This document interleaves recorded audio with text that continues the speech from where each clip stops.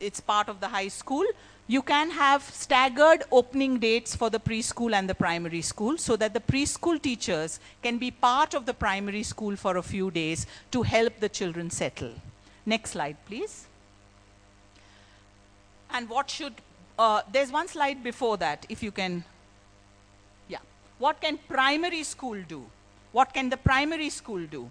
Have a few days of shorter hours. Don't make this child suddenly go from 3 hours to 6 hours or 4 hours to 6 hours. Have shorter duration on an increasing scale for a few days. Next, take them on a school tour so that in the pre-primary also the teacher who they were used to took them on the tour, and in the primary the new teacher takes them on a tour. Primary teachers to observe preschool classrooms for the simple reason of a teaching maxim called known to unknown. Your primary class is unknown to the children. If you start practicing a few things that was done in the preschool class, you are taking these children from known to unknown. Read each child's portfolio, very important. Don't sit in the staff room and discuss children. Oh, you got Yash in your class. My God, I pity you. Don't go into that. Read each child's portfolio. Maybe that teacher was not able to understand that child, and maybe actually he's a brilliant child and he keeps disturbing that teacher only because she's boring. And maybe you are not as boring as she is, so Yash might excel in your class. So don't go on this kind of feedback. Make them independent, but keep in mind what were the strategies the preschool teacher used and phase them out gently. And the last one, have a preschool teacher with you for a few days. Next slide, please. Most importantly, what both should do. I'm very surprised when I visit preschools which are part of the high school. I find a disconnect between the standard 1 curriculum and the senior KG curriculum of the same school. It's like they are India, Pakistan in the same school. I mean, I can understand private preschools grumbling about that, but hello, it's your own school. Why is there a disconnect between the curriculum that is taught in the senior KG and the curriculum which is taught in standard 1? It's high time the principal sits down and tries to match this as much as possible. Match their expectations. This child, actually, if you see my last line, it says, remember, the child is only 1 month older. What we think after the summer holidays, 1 whole class older, so he's 1 whole year older. No, he's just 1 month older. So please keep that in mind and match your expectations. Have a meet and greet, which means call the parents before school opens in primary and have the parents understand what is going to be the difference in primary school so that the parents can prepare the child too. It is, after all, not only the teachers, the primary teacher and the preschool teacher's duty, it is also the parents' duty. Next one, please. Very importantly, friends, in everything you do as an educator, remember, only you can enrich a child's life. So it's very important for us to understand that the biggest transition that children go through are 3 times in life. Number 1 is when they leave the mother and come to preschool. Everybody now talks about separation anxiety, etc., etc. But nobody is talking about primary school anxiety. It's very important to understand when children move from senior KG and go to standard 1, they are going through one of the biggest transitions of their life. And the third most important transition is actually marriage. Big transition for males and females. Very big transition. Men give up their independence and women become more independent. So for that, I will take a separate workshop. But presently, very important for us to understand that we are educators, whether we teach in primary school, secondary school, or where all. We need to understand and help children attain that independence to become self-learners. We shouldn't be doing everything for them. So it's very, very important that we keep in mind the most important transition that happens, which happens between preschool and primary school. Very important also that you do a school readiness study to understand how ready are your children when they go from senior KG to standard 1. We focus on, are they ready to read? Are they ready to add? Are they ready to write? But we never focus on, are they ready to make new friends? Social skills? Are they ready to be completely independent for those 6 hours? Emotional skills? So we need to ready them in all these skills. Otherwise, our children are going to become really, I wouldn't like to use the word failure, but they are going to find it very difficult to cope with primary school. And when your first step into primary school is filled with these kind of challenges, you're not going to excel as you grow ahead. So it's very, very important that we build this bridge and help children walk this tightrope which happens between preschool and primary school.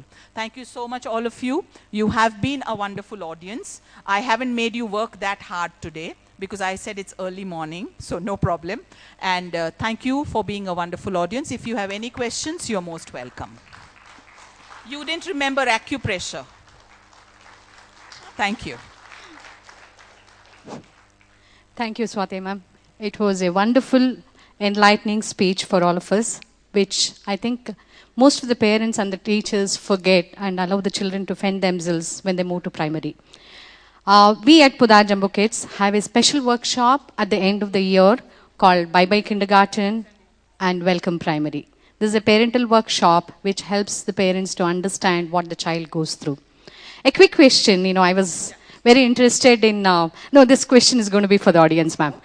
She spoke about delayed gratification, deferred gratification, right?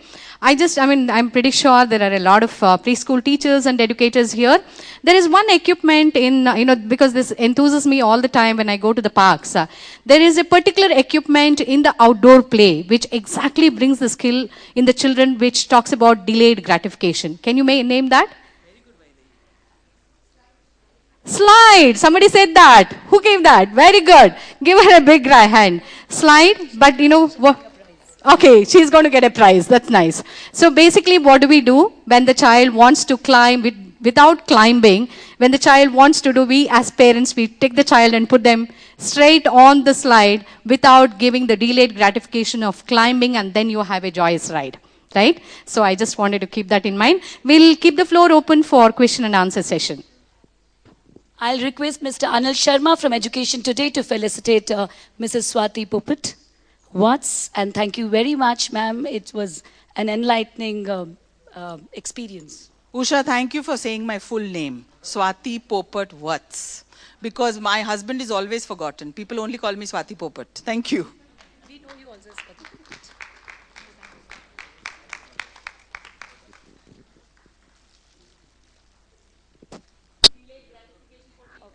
So it's a quiz time. It's an evolution of education. So let's check it out if you know the answer to this question. So which is the oldest text that originated in 1500 to 1000 BC? Anybody who says the answer gets a goodie from us.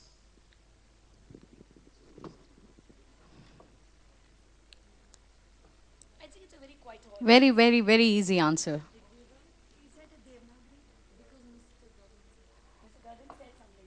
Yes, Mr. Gagan, it's right. It's a Vedas. So a round of applause for Mr. Gagan. And I think it's quite good that all the educationers are very quiet today. And probably as the day goes, there'll be a lot of quiz questions. So please come up with the answers and collect your goodies from Vaidehi a little later.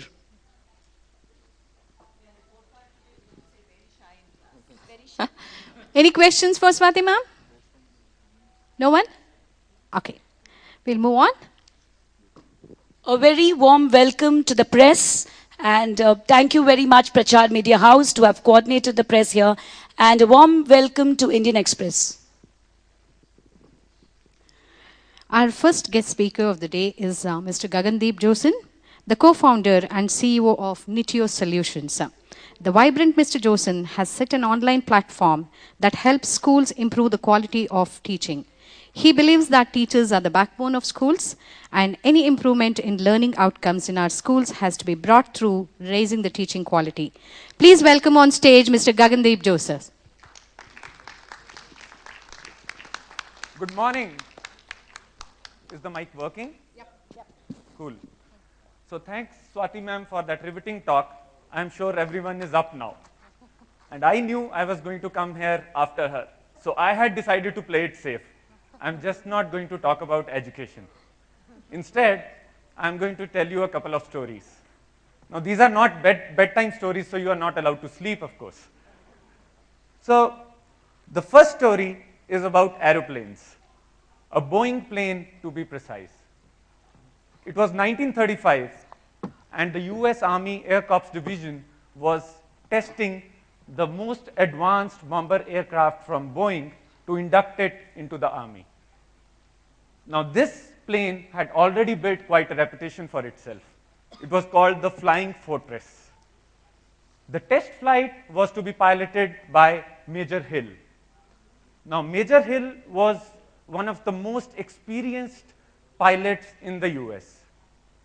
So, on that fateful day in Dayton, Ohio, Major Hill took off with the Flying Fortress. The aircraft climbed smoothly to an altitude of about 300 feet, and then its engine stalled. The aircraft tipped to one wing, and it crashed to the ground in a fiery explosion. Major Hill, along with another crew member, were killed in the crash. Now, it was found during investigations that there was no mechanical issue with the aircraft. Instead, it was a pilot error. Major Hill had forgotten a step. He had forgotten to release the locks on the rudder controls. His co-pilot had failed to detect that error. So Boeing went back to the drawing board. They realized that the older planes used to be much simpler. Just two engines, very less to do in the cockpit, whereas the Flying Fortress was a whole new beast, much more complex. So what was their solution? Was it more pilot training? No. They knew that if Major Hill, with those thousands of hours of flying behind him, could make that mistake, anyone could with any amount of training. They instead came up with an ingenious, simple solution. A checklist to be followed by everyone in the cockpit and a process for everyone to adhere to. Now, using this checklist and the process, the US Army continued testing the aircraft for thousands of hours and ultimately ordered 13,000 planes of that unit. Now, this plane became the famous B-17 bomber, the one that devastated Nazi Germany during the Second World War. Just imagine the impact that a checklist had not only on the aviation history, but on the history of the world. Why did the checklist succeed? The checklist ensured that the two pilots knew what the other was doing. It also gave them visibility into what was the flying process. The second story, fast forward to 2008. Dr. Atul Gawande, he's a surgeon of Indian origin in the US. He was dabbling with the complexities of modern surgery. Now, he wanted to create a checklist for his surgeries. He wanted to create a checklist for his operation theater. The operation theater happens to be a very complex environment. It's much more complex than an aircraft cockpit. There are lots more people involved. It could be 5, 10, 20, even more, depending upon what the surgery is. So Dr. Gawande, he called in a safety specialist from Boeing, Dan Boerman, to help him create this checklist. Now, Dan Boerman wanted to observe how the surgeries are currently happening. So he came in to observe the surgery, and at the start of the surgery, he asked, so what's the plan for the surgery? And the answer he got baffled him. He was told, we all know what to do. What's there in a plan? What happened during the surgery baffled him even more. At all the points in the surgery, it was not visible that everyone was indeed doing the things that they are supposed to. They might be doing those things, but it wasn't visible. So things could actually fall through the cracks at any point of time. So Dr. Gawande, with the help of the Boeing specialist, went on to create the surgical checklist. Now this checklist was adopted worldwide pretty fast, pretty soon, and in major trials done, of 8,000 major surgeries across 8 cities from New Delhi to Toronto, it was seen that the use of checklist actually reduced the complications by 35% and the death rate by 47% in the operation theater. The checklist had succeeded again, this time by becoming a central mechanism for communication and visibility for everyone in the operation theater. So now the million-dollar question. Why am I talking about all this? How is this related to the theme of this conference, which is K-12 leadership? So in the two stories which I talked about, the experts, the surgeons, the pilots, they needed help to do their job better. That help came in the form of the checklist and the process. Who are the pilots and the surgeons of school education? Many of them are sitting over here. Yes, it's the teachers, it's the school leaders, the principals, the management. And in this, and school is a very complex environment. You might say that, well, a misstep in teaching or education is not the same as misstep while flying. It's not fatal. But think of it this way. Each school with its teachers is actually piloting the new generation into the future.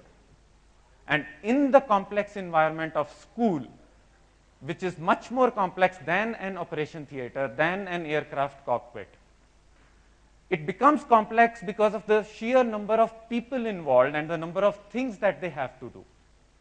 Now, in this complex environment, the school leaders are expected to provide vision, provide leadership at all times. The teachers are no longer expected to teach the old way. They are no longer only a source of information for the students. The school leaders expect a lot from their teachers. They want them to make interesting lesson plans. They want the teachers to be creative in the class. They want the teachers to be up to date all the time with respect to their subject and with respect to new ways of teaching. And all this while making sure that the syllabus is being delivered on time all the time. And all of these are valid expectations because all of these are required to educate the 21st century citizen. But how do the school leaders get a visibility that all of these things are indeed happening? How do they actually get the visibility to take those decisions which will take their school to the next level? Even more importantly, how do the teachers, what kind of a help do the teachers get to do all of those things which I just mentioned? Now, when I meet a K-12 leader for the first time, I always ask them this question, what do you do? How do you get the visibility? And typically their answer is, we have our system. Yes, they do have the system which gives them visibility into their corridors and classrooms at least. But on a serious note, even Boeing thought they had a system before their flying fortress crashed. I am here talking about a CCTV into your teaching, a visibility of how your teaching engine is functioning at all time, a visibility that actually guides you, gives you insights and information which helps you take those decisions to actually take your school to the next level. I am from NetioLearn, and we do exactly that. We structure your teaching, and we give you that visibility that will help you make those decisions which will propel your school to the next level. Now, before going off stage, I would like to leave you with a small thought.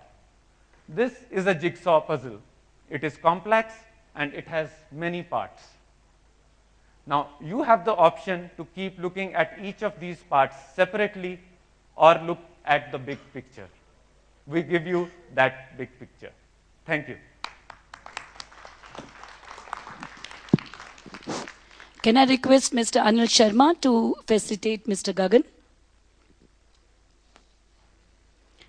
There are some goodies which we're supposed to be giving to Ms. Shweta Podar and Mr. Gagan. So quickly, Vaidehi, can you just pick up that gift out there in the corner? It's been sponsored by Red Bridge International Academy. Mr. Gagan, just stay back. I think you were getting a goodie from Vaidehi. You answered the question, right?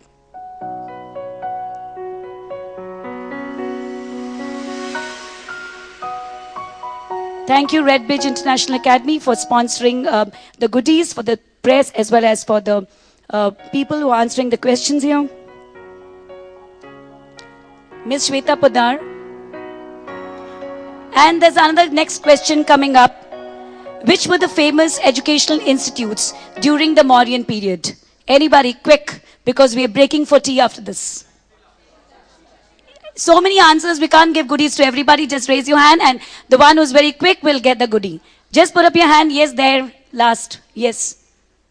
The one who's just raised your hand. Yes. Pardon? Nalanda and Taxila. That's correct. And I think the entire audience gets it. And you can come and pick up your goodie here from Vaidehi. You can come and pick up your goodie here from Vaidehi.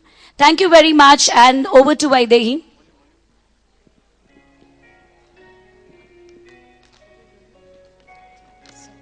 Thank you. Thank you, Mr. Josen. That was a wonderful talk, bowing to teaching. There are no two words about quality of teaching, and that's what we stand for. I think we should stand for, and we all need to have a good checklist of the quality in our schools. We would be breaking now for tea. We have very big crunch in time, so please be back. You have about 10 minutes, Usha? Yes. So we'll break for tea and condiments, and please be back in 10 minutes.